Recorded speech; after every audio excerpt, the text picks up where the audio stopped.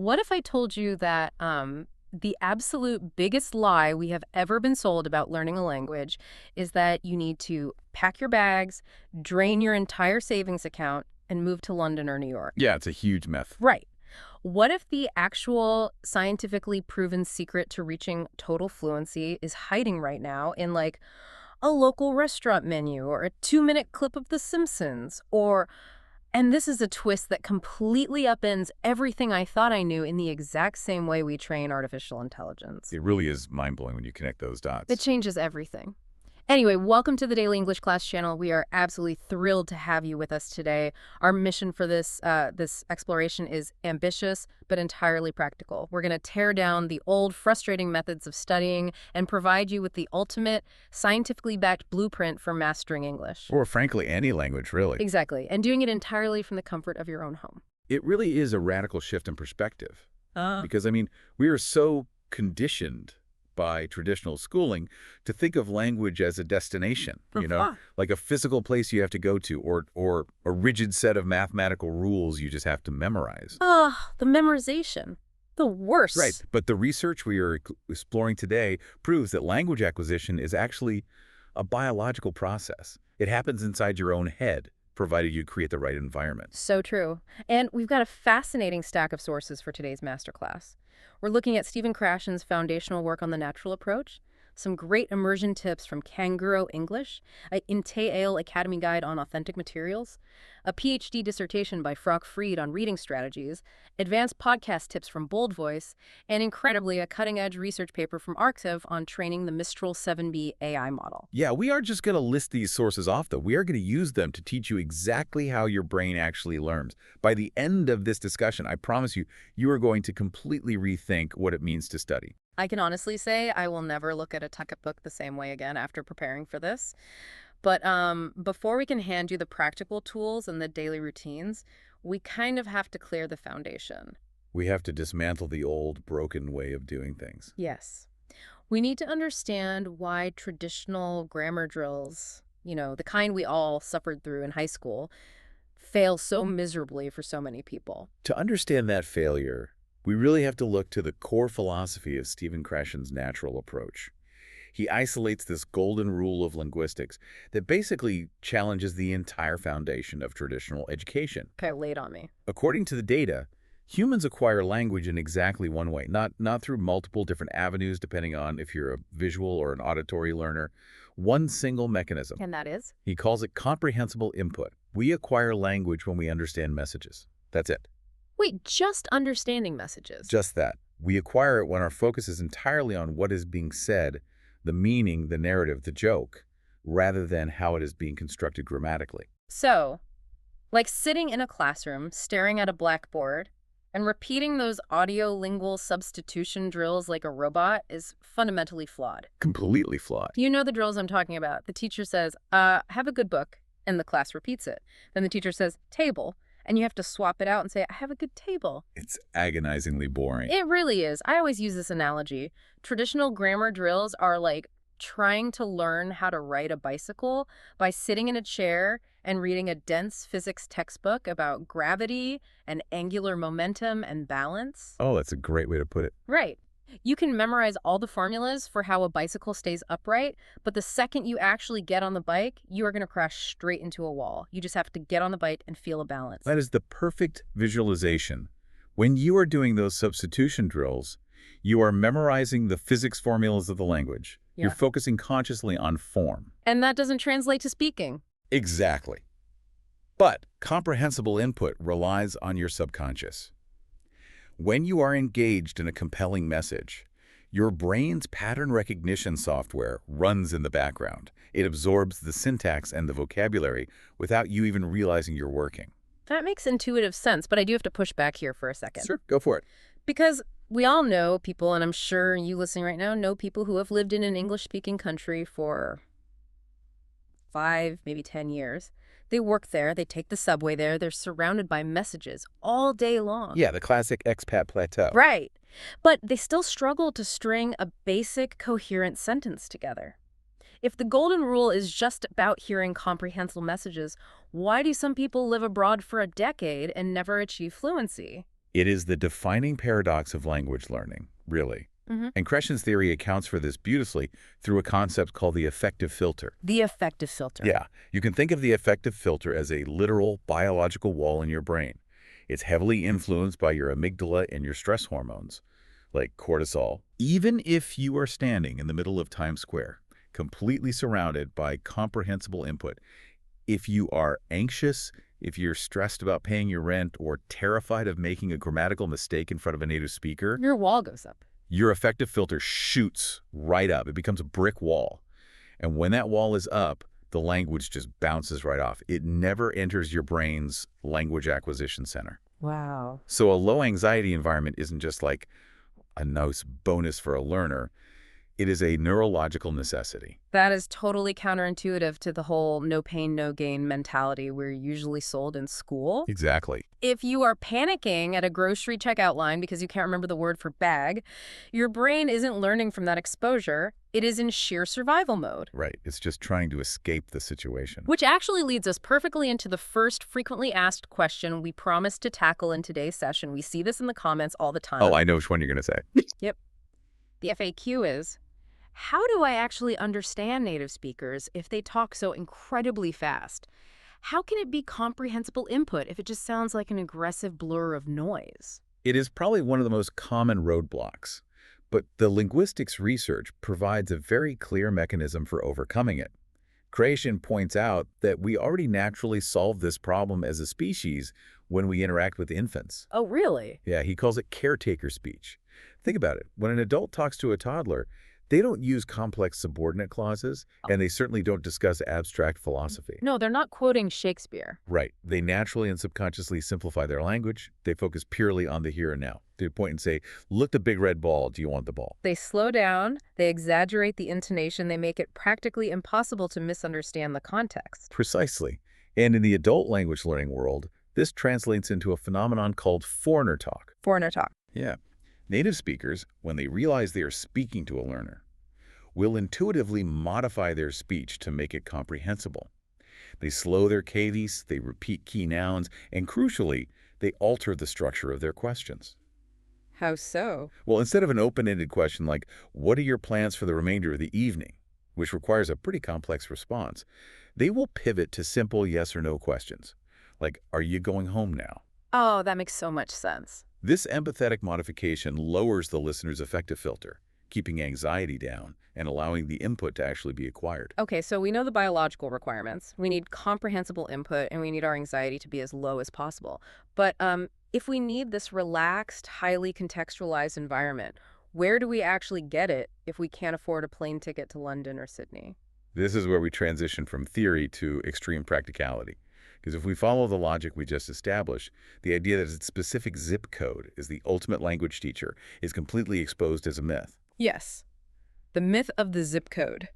We reviewed some fantastic immersion strategies from Kangaroo English that highlight this exact point, and I find this so validating for anyone studying from their living room. It's very liberating. Because moving to an English-speaking country is completely useless if you do not actively create the necessity to speak.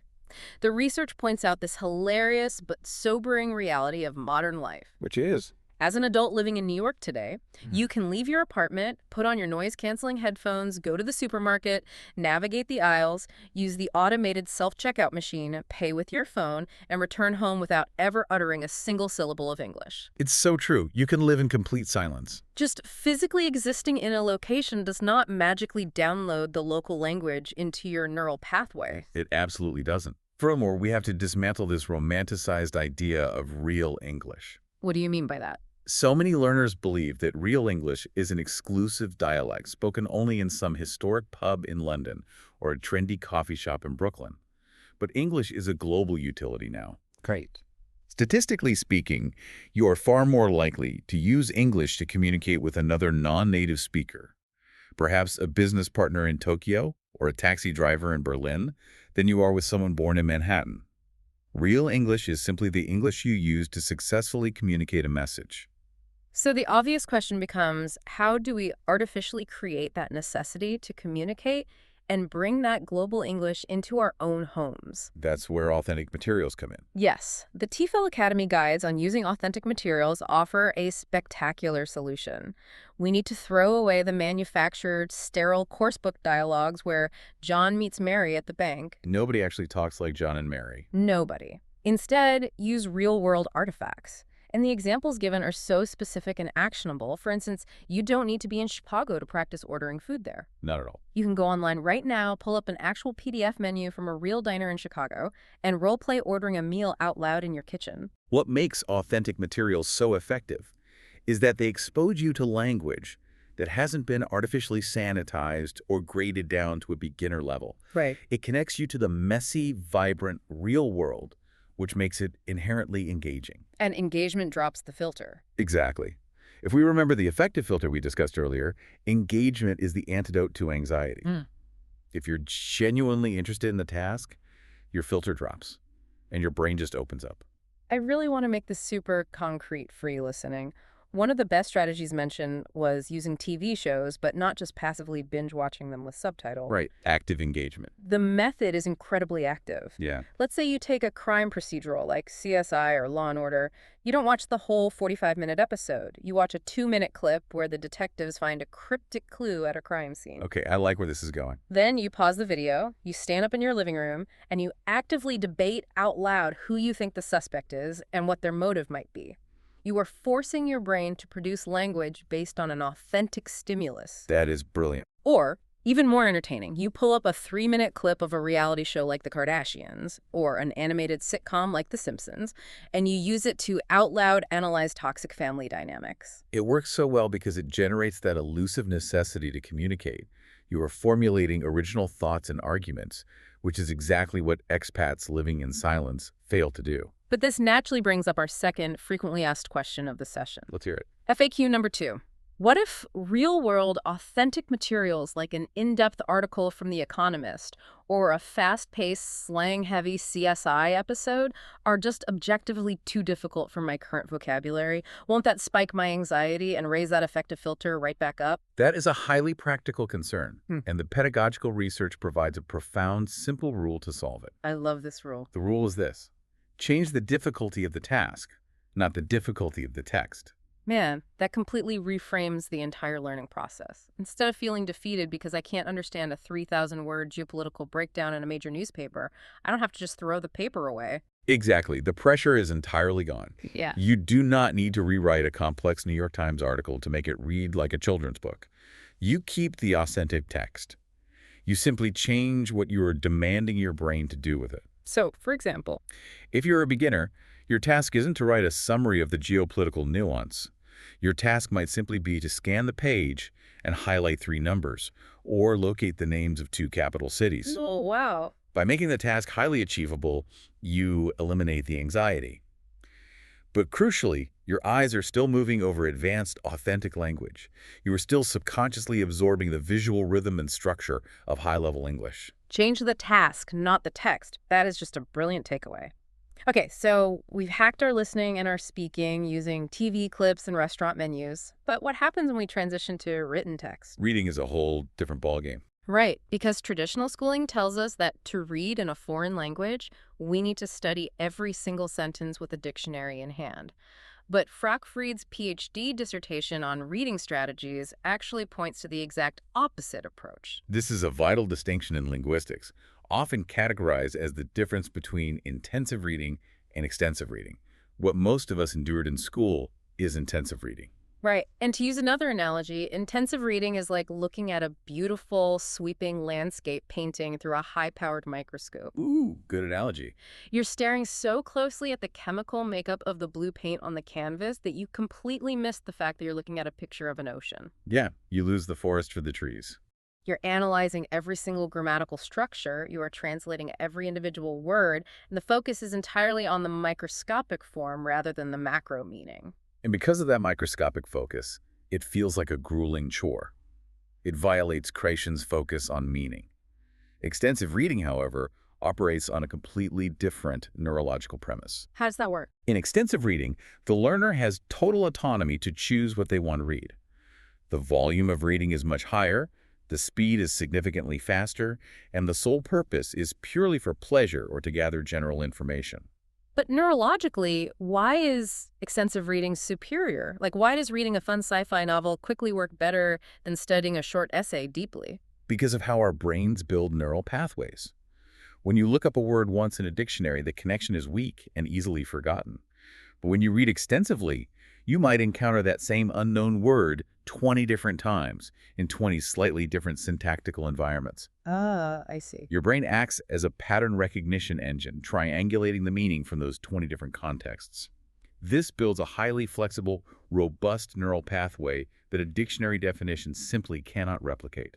Which perfectly sets up our third frequently asked question. Let me. FAQ 3. When I'm reading a book in English, do I need to look up every single word I don't know in the dictionary? Based on everything we just discussed about cognitive load and the effective filter, the answer is an emphatic, non-negotiable no.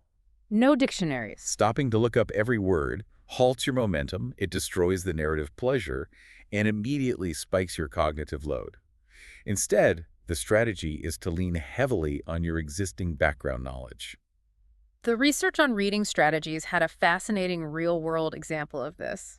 When they observed students during reading interventions, the students consistently gravitated toward familiar, graded reading materials. Like what kind of materials? Like books based on Peppa Pig or the Lady Bird fairy tale series. And the key insight was that they didn't choose these just because the vocabulary was simple. Oh, why did they choose them? They chose them because they already knew the context intimately. They had seen the Peppa Pig TV show in their native language 100 times. Ah, so the cognitive load was already super low. Exactly. Because they already understood the characters, the setting, and the general plot trajectory, their brains had massive amounts of spare processing power. They used that background knowledge to automatically, subconsciously fill in the linguistic gaps without ever needing to open a dictionary. That is the sheer power of context right there. When your brain already knows the what of a situation, it can effortlessly dedicate its resources to absorbing the how of the language. This is all incredibly empowering. We've used restaurant menus, we've debated The Simpsons, we've read familiar stories to get comfortable, but let's push this to the absolute limit. Let's do it. How does an advanced speaker push through that frustrating intermediate plateau and reach high-level, nuanced fluency? And more importantly, what on earth does human language mastery have to do with artificial intelligence? Okay, to bridge that gap to mastery, we look at advanced immersion tools. The guide from Bold Voice points out that for high-level learners, podcasts are arguably the ultimate unparalleled resource. But you have to be strategic. You don't just listen to anything. You choose specific types of shows based on the exact linguistic skills they model. Yes. The recommendations we found were incredibly precise. Like, if your goal is to master conversational pacing, dramatic pauses, and storytelling, a show like This American Life is the gold standard. Absolutely. If you want to learn how to break down complex technical jargon into clear, everyday English, a science podcast like Science V's is fantastic. Yeah, they do a great job of simplifying things. And if you want to understand the chaotic reality of natural American banter, people using slang, interrupting each other, making sarcastic jokes, you listen to an interview show like Smartless. That's a great one for fast-paced dialogue. And if you really want to grasp the emotional rhythm, the melancholy, or the joy in the intonation of the language, listening to authors read their own work on something like The Writer's Voice is just unparalleled. However, just having these playing in the background while you fold laundry isn't enough to push you past the plateau. You have to engage in active strategies, like the shadowing technique. Oh, shadowing is fascinating. For those who haven't tried it, here's how you do it. You play a very short segment of the podcast, maybe 10 seconds, and you repeat the audio immediately after the speaker, out loud. But you aren't just reciting words, right? Right. You are acting. You're physically mimicking the movement of their facial muscles. You are matching their exact tone, their speed, the way they breathe between clauses. You are trying to literally inhabit their vocal identity. It is an intense, highly effective exercise in predictive processing. You are training your brain and your mouth to anticipate the natural flow of the language. Yes. And this, remarkably, is where our biological hardware directly intersects with silicon. This brings us to the most compelling connection of our entire discussion. We reviewed a highly technical Arc-Seaver paper detailing the training methodology for Mistral 7B, which is an incredibly advanced large language model. This is where the narrative just clicked for me. But real quick, before we explain what the researchers did, we should briefly clarify what an AI model actually is for anyone who isn't like a software engineer. Good call. When we talk about a parameter in an AI model, you can basically think of it as an artificial synapse. Just like the synapses in your brain connect neurons to help you recognize patterns and form thoughts, parameters are the adjustable connections in an AI's artificial neural network. They allow it to process and predict language based on vast amounts of data. That is an excellent way to conceptualize it. Mm-hmm. Now, to enhance the linguistic competence of these billions of artificial synapses, the researchers did not just feed the AI a digital dictionary or a list of rigid grammar rules. They didn't make it do substitution drills? No, Hmm. they didn't subject it to the equivalent of intensive substitution drills at all. Instead, they utilized what they call language learning tasks that perfectly, almost eerily, mirror what humans do when we acquire language through context. I found this part so mind-blowing. Specifically, they utilize a technique called the fill-middle task. Right, fill middle. The researchers will give the AI the beginning of a document, for example, the opening paragraph of a news article about a global event. Then they intentionally delete the entire middle section of the text and just provide the AI with the very end of the article. Just the beginning and the end. Yep. The AI's task is to analyze the context of the beginning and the end, and then literally guess and generate the missing middle passage so that the entire document makes logical and grammatical sense. It forces the AI to understand multi-passage structure, causality, and coherence. It has to learn how ideas connect over time. Wow. And they pair this with another task called one-word prefix. They will give the AI a single isolated word, for example, the word therefore, and force the model to generate subsequent coherent text stemming entirely from that minimal seed of context. So cool. It trains the AI to initiate thought and structure an argument from almost nothing. So what does this actually mean for you, the learner, sitting at home right now? This is the grand takeaway. Whether you are a biological human being listening to a comedian make a joke on a podcast, or you are a massive AI model processing terabytes of data, linguistic competence is built the exact same way. It's all about prediction. Yes. It is built by using context to predict and fill in the blanks. When you are listening to someone speak, your brain is silently predicting the end of their sentence before they even finish it. You are running a constant biological fill-middle task in your own head every single day, and you can actually practice this exact AI training method yourself. It translates perfectly into an actionable human exercise. Exactly. You can do a fill-middle task at home today. Take a news article in English, cover the middle paragraph with your hand or a piece of paper, read the first paragraph, read the last paragraph, and force your brain to guess what happened in the middle. You are training your predictive processing, just like an AI. It is a profound realization. The AI is not learning by memorizing a dictionary. It is learning through exposure to massive amounts of context and building predictive models based on that context. Just like Kreischen said. Which is precisely what Stephen Kreischen was arguing decades ago with comprehensible input. If you give the brain enough rich context and you lower the anxiety so the processor can run smoothly, the acquisition of complex syntax and vocabulary will emerge entirely naturally as a byproduct of understanding the message. Language is not a math equation to be solved on a chalkboard. It is a dynamic, organic, predictive process. Precisely. Well, we have covered a massive amount of ground today. Let's concisely recap this blueprint so you can put it into action. First, throw away the limiting belief that you need to move across the world to become fluent. Say goodbye to the zip code myth. Exactly. Your first priority is to keep your affective filter, your anxiety, as low as possible. Build a rich, contextualized environment in your own home using authentic materials, whether that means practicing directions on Google Maps or analyzing the family dynamics of the Kardashians. And remember the golden rule for difficult materials. Right. Change the difficulty of your task, not your text. Also, read extensively for the pure pleasure of it, relying on context instead of pausing to check a dictionary. Dive into advanced podcasts and use the shadowing technique to train the physical muscles of your mouth. And ultimately, trust your brain's natural, incredible ability to absorb context and predict meaning. It represents a complete paradigm shift from the traditional classroom experience. It truly does.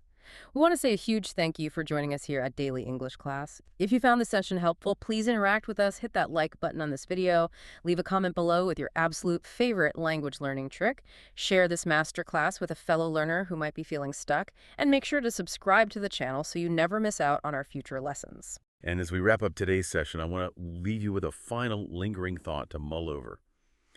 We have just explored how the world's most advanced artificial intelligence models learn language not through rigid rules, but by predicting the next word based on massive amounts of context.